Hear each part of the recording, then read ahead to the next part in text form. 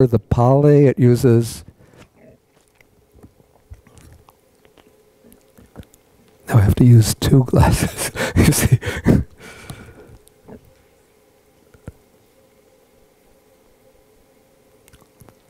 Yeah, what's translated just to material form.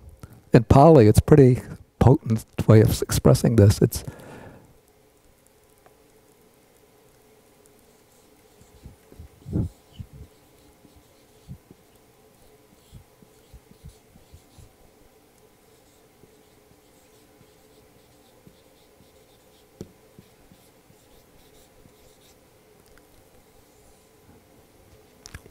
it's that yeva gives a sense of only, simply, just. So in other words, it's form, feeling, perception, volitional activities, consciousness, which are not what all along we've been taking them to be. All along we take them to be I, mine, and myself. And now the vision of the Dhamma arises. What is called Dhammachakku, the eye of Dhamma, which is actually seeing Nibbana for the first time.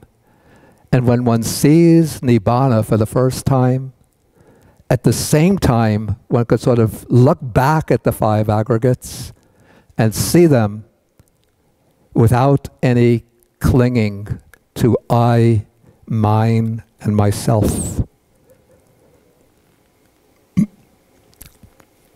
Okay, so one sees just the five aggregates there. It's like a sort of carrying water in a bucket, and then it's like, or a pail, and then the bottom of the pail falls away, and all of the water spills out. It's that notion of I that has been keeping everything going falls out. And then all of the defiled emotions based upon the I fall away with it. Okay, now the Buddha, from I have been clinging just to formations, I've been clinging just to consciousness. Now he's going to take this a little further. This is a little bit obscure here, but he says, and I assume that the Buddha would have spoken this more elaborately, but maybe when compiling the discourse, what he said was a bridge just to make it easy to retain. With my clinging as condition, first I'll read it, then I'll explain. With my clinging as condition, being, or I would say existence, has come to be. With existence as condition, there is birth. With birth as condition, there is old age and death, sorrow, lamentation, pain, grief, and despair. Such is the origin of this whole mass of suffering. Okay, what do we have here? Does anybody recognize these statements? What is it?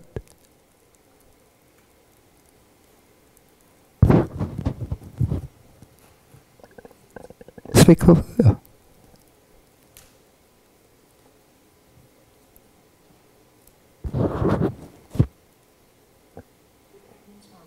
Yeah, this is like the end links in the formula for dependent origination. So this clinging becomes a condition for what's here called being or existence. Basically what this means is that it's through this clinging that we're always clinging to these five aggregates, taking them to be I and mine, and through that clinging, how to put this? Okay, when these five aggregates that make up my present personal existence, when these fall away, the clinging is still there. And so that clinging has to find some place to lodge. And so that clinging will bring about the coming into being of a new existence. So it's that clinging that drives the cycle of rebirths. So this clinging propels one We say the clinging propels the stream of consciousness when it leaves this body at death. It propels it on to a new existence. And so you could say that potential within the clinging to create a new existence, a new life, a new birth, that is what is meant here by being or existence. And when there is that potential, that unrealized potential, then that clinging will actually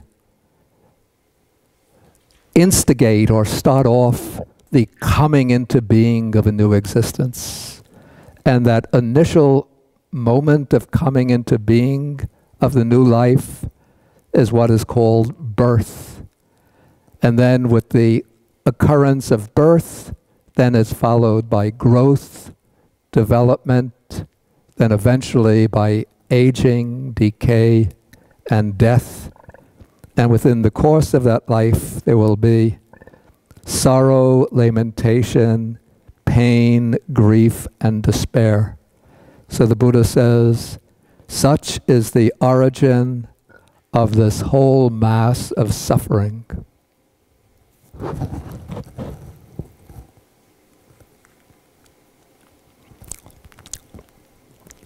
Okay, so the Buddha has given a really concise but very, very potent exposition of the Dhamma to Magandiya.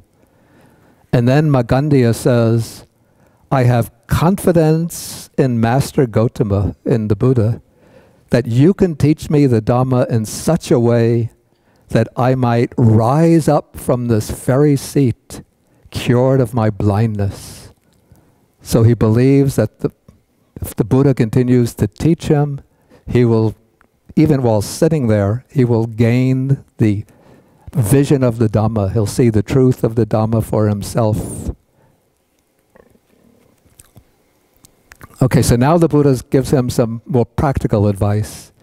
The Buddha says, Magandiya, therefore you should associate with, here I'm not so happy with this, with true men. Now I would render this with the good persons. You have to remember this was actually done by Venerable Nyanamoli back in the 1950s, when this way of speaking, gender, what is gender inclusive formulas, expressions we use now, we would say true persons, or better, good persons. By this means really the noble ones. Associate with the good persons, the wise persons. When you associate with them, then you will hear the true Dhamma. And when you hear the true Dhamma, you will practice in accordance with the true Dhamma. And when you practice in accordance with the true Dhamma, then you will know and see for yourselves. Okay, the Buddha has mentioned 3 practical steps here. Okay, first there is, and this is quite significant in the Buddha's teaching, there is associating with the proper people, with the good people. This is also often called associating with, we have the expression kalyana mita, which sometimes means translated good friends. So the people that we associate with influence us. And especially to learn the proper Dhamma, one has to associate with those who have at least some textual knowledge of the Dhamma, but even better, those who have the experiential realization, and so can teach based on their own practice and direct understanding. Okay, when you associate with the good persons, then you will hear the true Dhamma, the proper Dhamma. You know, because there's many teachings going around which they call Dharma or Dhamma or true religion. If you believe this, then you get liberated. You believe that, you'll be saved.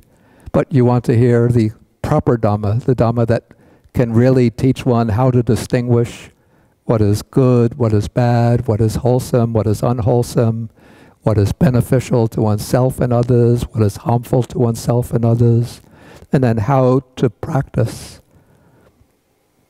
then often there is another step which comes between hearing the proper Dhamma and practicing properly. Anybody know what the other step is that's missing here?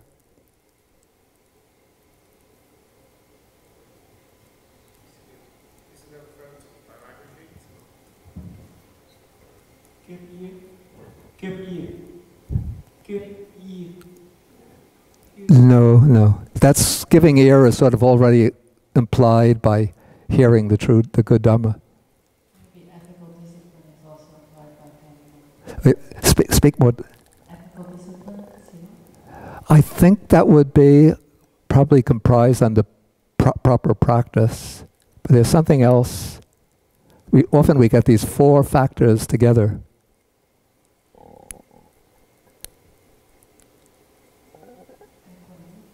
No. Either you know it or you don't. Contemplation? You're getting very close. But there's a special expression that we have. Po Wei, do you know? What is the 4th one missing? Okay, yeah, she said careful or wise attention. It's what's called yoniso manasikara, which means, yoniso means careful or thorough or wise, and manasikara is translated attention or reflection or contemplation. So those 4 together make up what is called sometimes the 4 factors for attaining stream entry. But the Buddha teaches them that these 4 factors are essential at each step of the way, whether stream entry, once returning, non-returning, or hardship.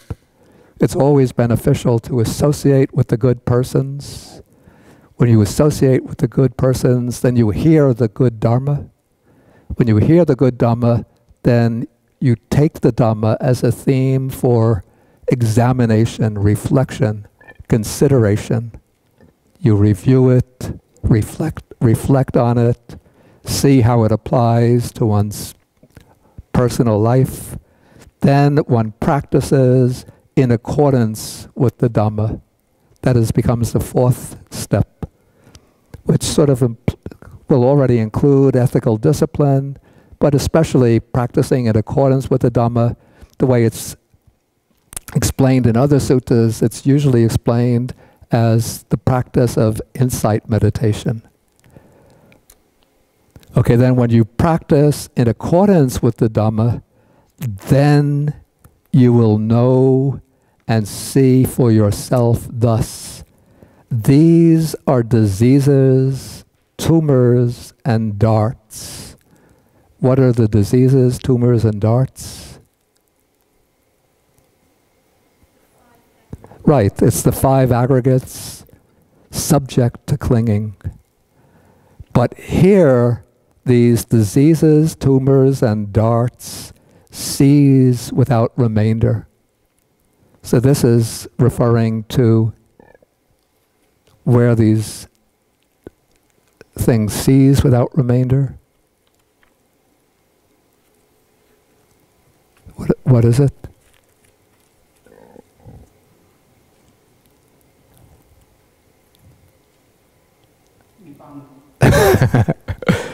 I thought somebody was going to say Starbucks.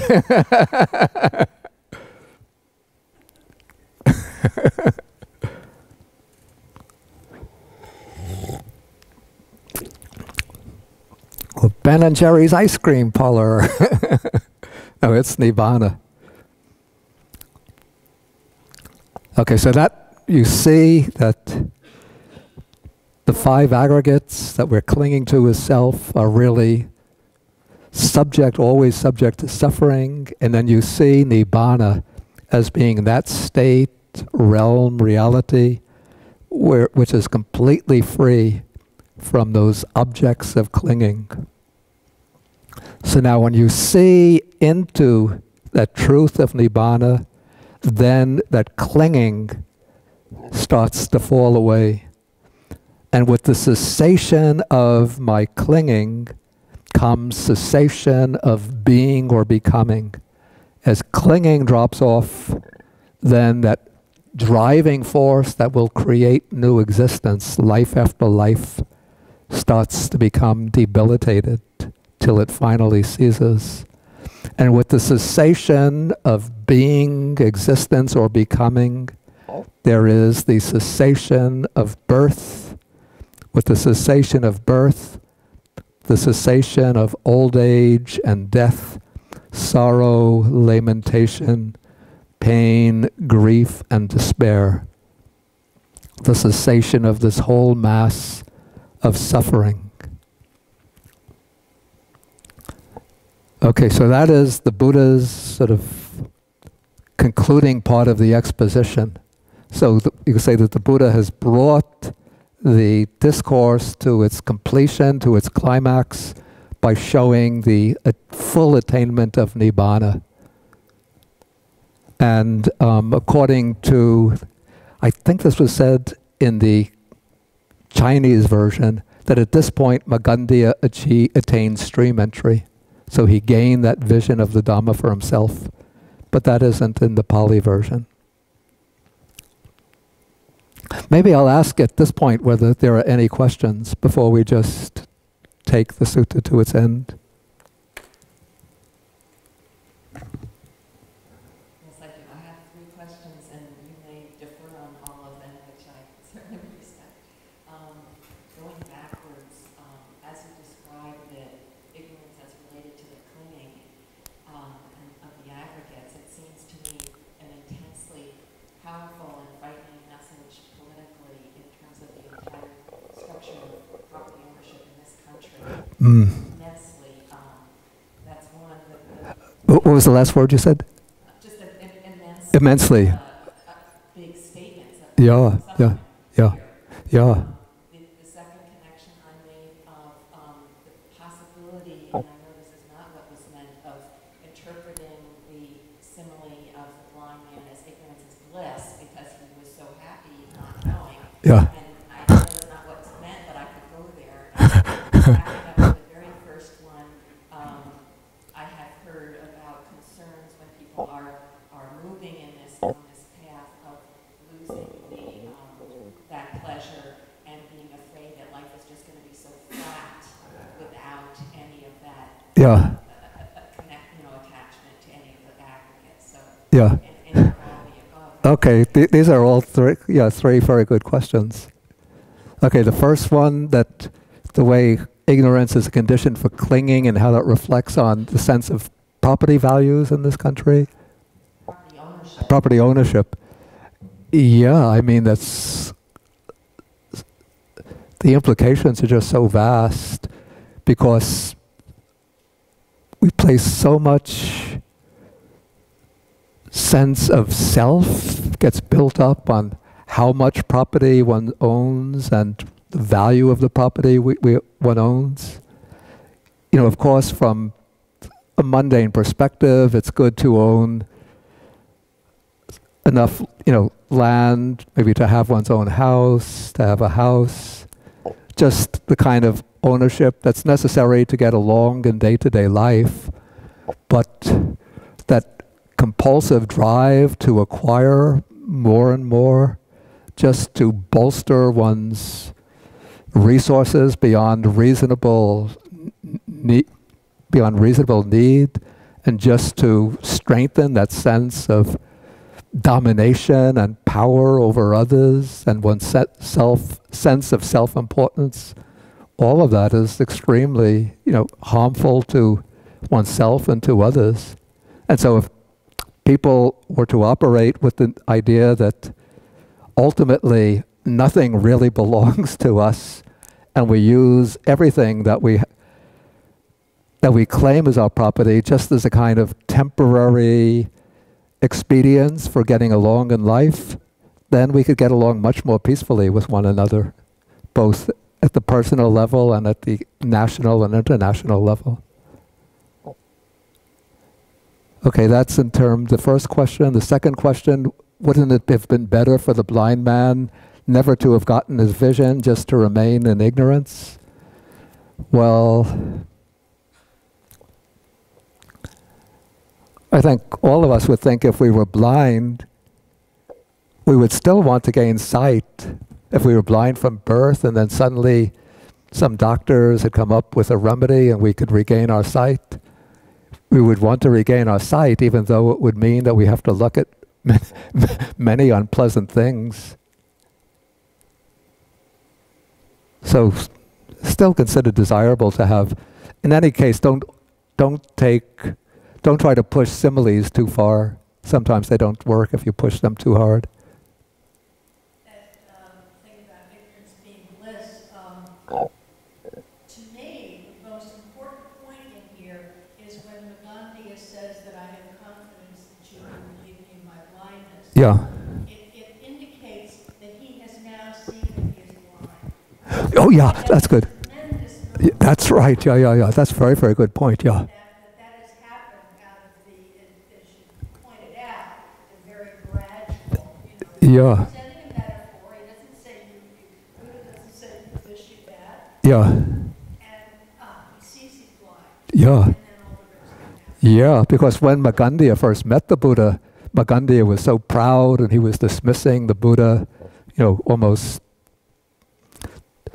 pejoratively, like he's just that ascetic Gautama, the destroyer of growth. And now, then he's ready to argue with the Buddha. Now he's looking at the Buddha as a teacher.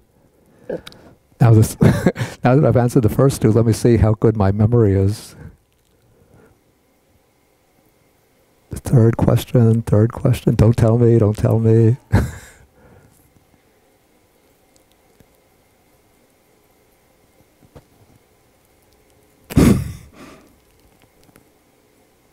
Okay, I give up. What was the third question? Concerns that people on the path may have about letting go. Oh, right, okay. That their life is just going to be dull and dreary and no pleasure at all. Actually, it becomes the opposite of that. It becomes a way of moving from one level of happiness and joy to higher and deeper levels of happiness and joy. And we have to remember also that the Buddha doesn't try to teach, we call the path of renunciation to everybody all at once, but it's a gradual training. But as one develops the ability to give things up and to devote oneself to a more contemplative life, then one starts to experience the inner happiness that comes from the cultivation of the mind. So we see, for example, I think it's Sutta number 66.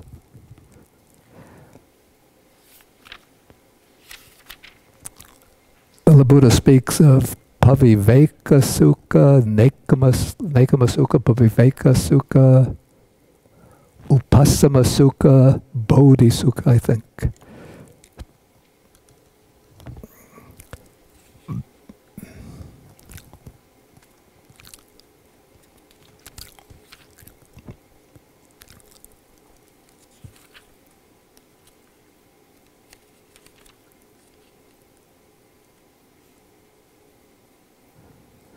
Yeah, it's on page 557, paragraph 21. The Buddha speaks about the bliss. He's speaking about the jhanas, the deep stages of deep meditative absorption. This is called the bliss of renunciation, the bliss of seclusion, the bliss of peace, the bliss of enlightenment. And I say of this kind of pleasure that it should be pursued, it should be developed, should be cultivated, and should not be feared. It's not that one is giving up pleasure in order to function at the level of a vegetable. Just everything just dull and dreary, like gray skies every day, gray mood every day. No, but it's like going deeper and deeper inside, and it's like layers of sunshine are opening up and flowers are blooming inside, and everything is becoming, brighter, more radiant, more luminous.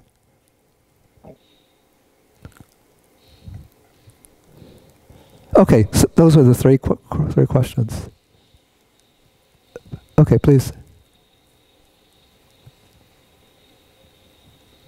Since the existence of five aggregates naturally give rise to the clinging. So if we die, then five aggregates dissolve. Yeah. What's the basis of the clinging? That drive the clinging go from one life to another life. Let us just put it very simply, that as long as that clinging is present, that clinging will, we say, propel or create or construct a new assemblage of the five aggregates in which to continue. The clinging doesn't need a kind of vehicle to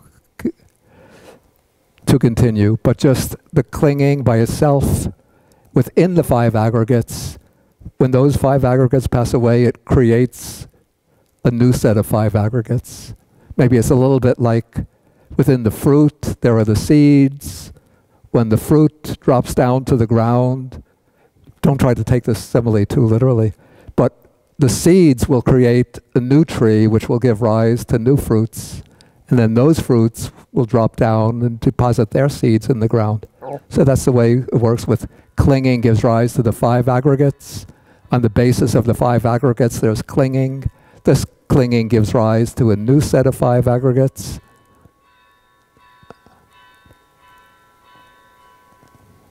Oh, Katya, okay. But let's just pause for one moment.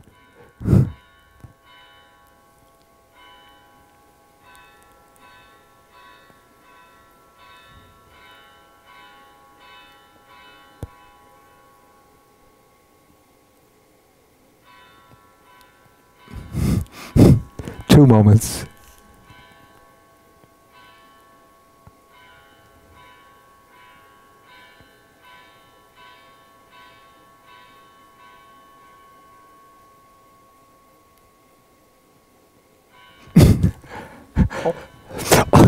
Okay, better ask the question. It seems it's going to go on forever.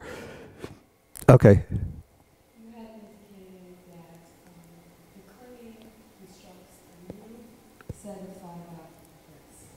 It doesn't require a vehicle. So I'm assuming the vehicle would be soul or something of that nature. Yeah. And I said, I didn't say the clinging is a new set of five aggregates. no, I said it continues to be. As long as clinging is present, it will continue to construct a new set of Right, that's right, yeah. and it doesn't require a vehicle. Yeah, Clinging. yeah. So, but say one has an addiction to heroin, Yeah, and into the next lifetime, yeah. would that that addiction carry itself out again, Okay, and then until it ceases to exist? yeah, okay, that's a very good question. And, you know, I can't give a definite answer because I don't know, but what I would say is probably a strong addictive tendency would carry through in some form into the next existence. So that tendency would be there to get addicted to something. Whether it turns out to be heroin or something else, I don't know. But eventually to get free from addiction to this or that, the person has to deal with the addictive tendency itself. Okay, we'll take one more question, then I want to finish the sutta. I'm just not clear about the sense in which clinging creates a new set of aggregates, and is that in an infinite series? I mean, is it that, does it actually create a new set of aggregates, or is it that it makes you select from amongst the five aggregates differently in your concept of yourself, so that parts of the original five aggregates fall into unconsciousness and disuse, while others are emphasized because you identify more with them? Oh, that could definitely happen. But generally, say if it's going to be a human rebirth, then the clinging will construct a set of five aggregates of a human birth. But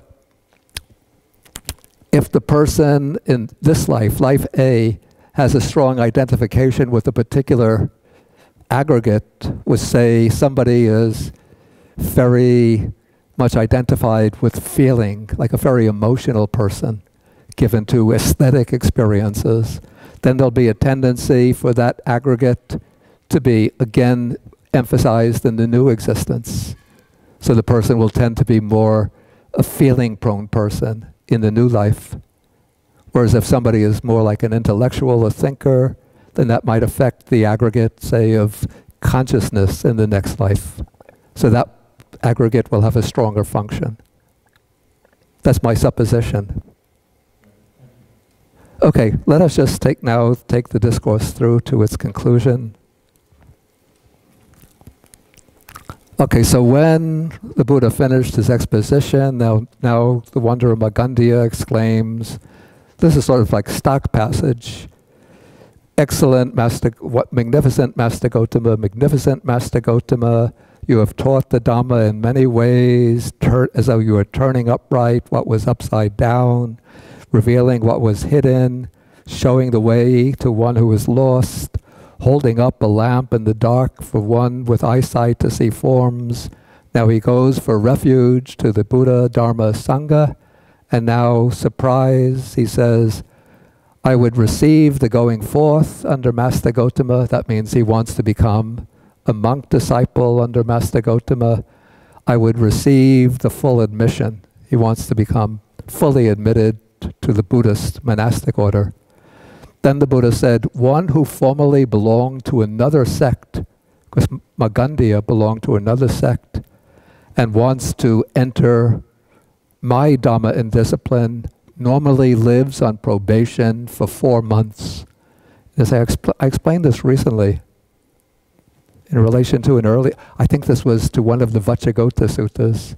So he will live on probation for 4 months, which means he becomes actually a novice, a samanera, for 4 months, and he lives as a novice so the other monks can observe him. And then if the monks are satisfied with him, with his behavior, his attitudes, and so on, then they can give him the full ordination, and he becomes a bhikkhu, a fully ordained monk. But then the Buddha says, but I, because the Buddha is the founder of the teaching, he says, I recognize individual differences in this matter. Then Magandiya says, if others have to live on probation for 4 months, then I'll live on probation for 4 years, and then if the monks are satisfied, they can give me the full ordination. But the Buddha used his own discretion and gave, it's like the pass to Magandiya to take ordination immediately. And so Magandiya received the going forth, he received the full admission. Then not long after his full admission or his full ordination, dwelling alone, withdrawn, diligent, ardent, and resolute, now he's called the Venerable Magandiya, realized for himself with direct knowledge, and here and now entered on and abided in the supreme goal of the holy life, for the sake of which clansmen rightly go forth from the home life into homelessness. He directly knew birth is destroyed, the holy life has been lived, what had to be done has been done, and there is no more coming back to any state of conditioned existence. And so the Venerable Magandiya became one of the Arahants. And that's the end of the Magandiya Sutta. Okay, we could have some more discussion after the lunch period. And so this class, this is the end of the spring semester.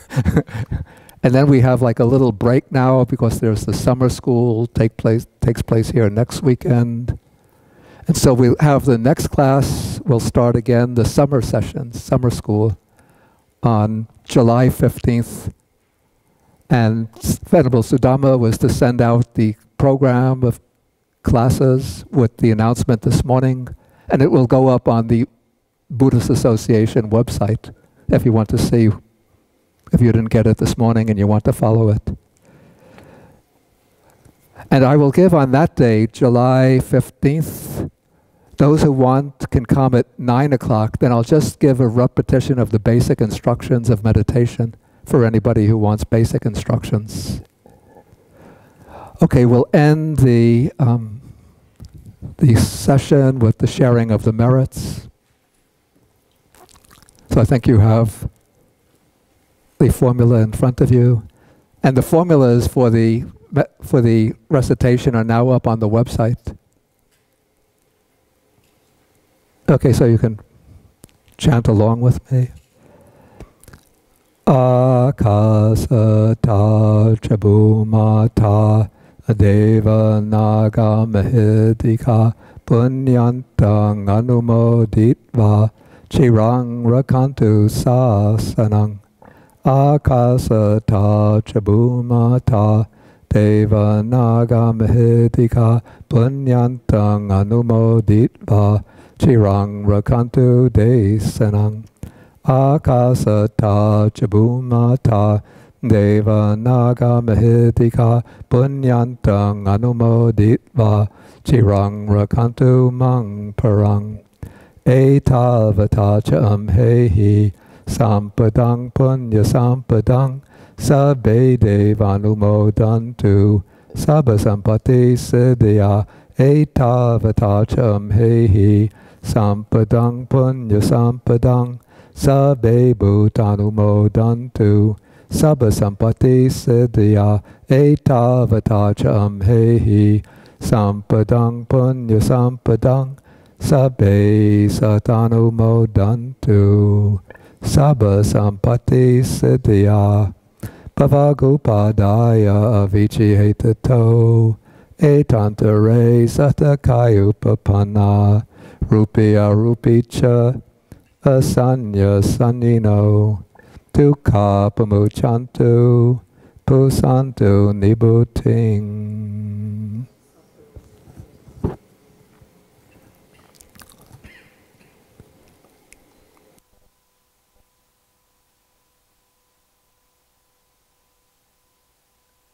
We could end with 3 bows to the Buddha.